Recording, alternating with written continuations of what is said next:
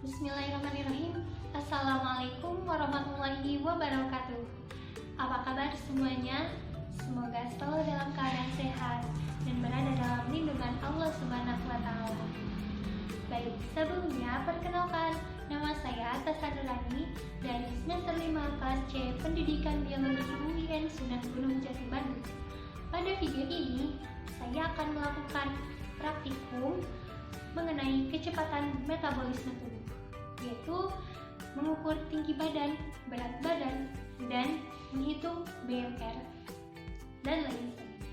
Nah, sebelum lanjut ke langkah pengerjaannya, saya akan menjelaskan terlebih dahulu landasan teori dari praktikum ini. Landasan teori metabolisme adalah seluruh aktivitas reaksi kimia yang berlangsung di dalam sel hidup. Jumlah sel kimia yang berlangsung dalam sebuah sel sangatlah banyak, berkisar ratusan hingga ribuan. Setiap aktivitas organisme seperti makan, pengeluaran, pergerakan, dan penjalaran itu saraf sangat bergantung pada berbagai reaksi kimia yang berlangsung dalam sel tubuh. Sebagian reaksi kimia ini terjadi dalam sel dikontrol oleh enzim atau katalisator biologis yang bekerja mempercepat reaksi. Nah, dalam sel ini karbohidrat, lemak, dan protein dikatabolisasi menjadi senyawa sederhana yang selanjutnya diproses sedemikian rupa sehingga membentuk ATP dan sejumlah zat sisa metabolisme. Adapun tujuan praktikum yaitu untuk menentukan kecepatan metabolisme secara teoritis berdasarkan luas permukaan tubuh. Selanjutnya, alat dan bahan. Di sini ada 3 yang diperlukan. Yang pertama ada timbangan badan untuk mengukur berat badan. Yang kedua, alat pengukur tinggi badan, di sini menggunakan meteran. Dan yang terakhir, penggaris untuk mengarahkan ketepatan angka. Nah, selanjutnya langkah kerja yang disesuaikan dengan modul praktikum fisiologi hewan. Langkah yang pertama yaitu mengukur tinggi badan menggunakan meteran. Kaitkan meteran ke ujung jempol kaki, lalu tarik ke atas hingga melebihi ujung kepala. Nah, gunakan penggaris untuk mengarahkan ke angka pada meteran. Nah, untuk melihat angka dengan tepat dapat dibantu oleh orang lain. Didapatkan hasil tinggi badan saya adalah 160 cm. Selanjutnya mengukur berat badan dengan timbangan badan dan didapatkan hasil 43 kg. Langkah kerja yang kedua yaitu mengukur luas permukaan tubuh menggunakan chart Du Bois. Pertama, letakkan nilai tinggi badan pada garis pertama, itu yang pada sebelah kanan, di mana tinggi badan saya adalah 160 cm. Kemudian, titik tersebut ditarik menjadi garis ke arah sebelah kiri yang menunjukkan nilai berat badan, di mana berat badan saya adalah 43 kg.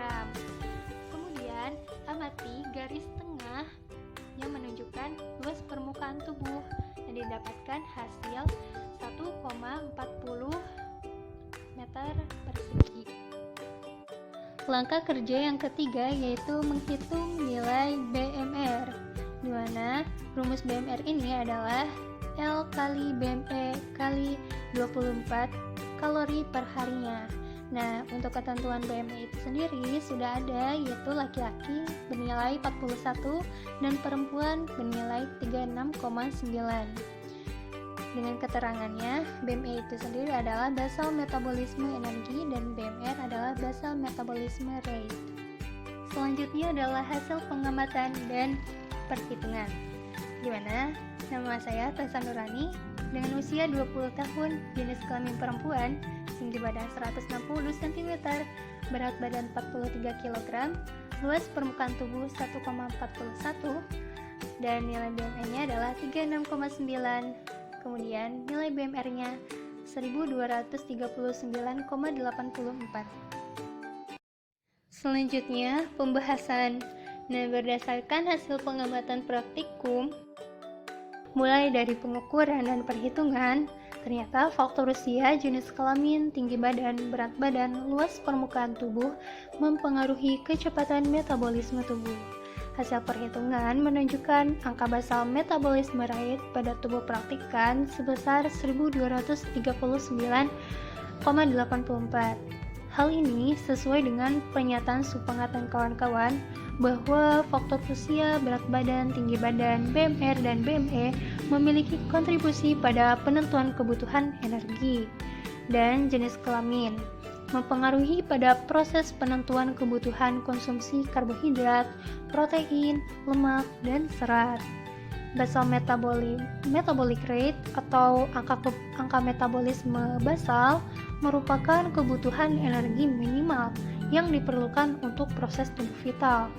Proses tubuh vital ini meliputi mempertahankan tonus otot, sistem peredaran darah, pernapasan, metabolisme sel, dan mempertahankan suhu tubuh.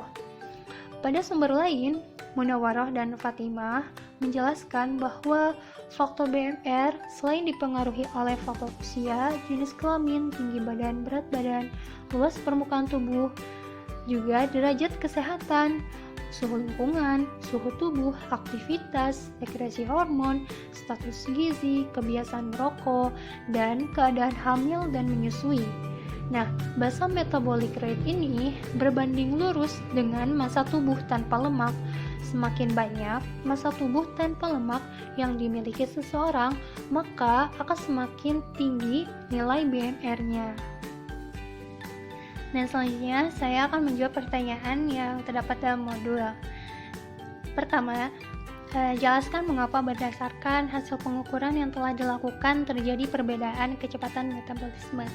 Nah, jawabannya, karena kecepatan metabolisme dapat berbeda-beda pada setiap orang, karena hal ini dipengaruhi oleh beberapa faktor seperti tinggi badan, berat badan, luas permukaan tubuh, aktivitas tubuh, pemasukan makanan, suhu tubuh, suhu lingkungan, emosi, jenis kelamin, usia, masa pertumbuhan, laktasi, kehamilan, dan lain-lain. Dan sangat banyak sekali. Selanjutnya, berdasarkan hasil pengamatan, terlihat bahwa usia, jenis kelamin, tinggi badan, berat badan, dan luas permukaan tubuh sangat berpengaruh terhadap kecepatan metabolisme.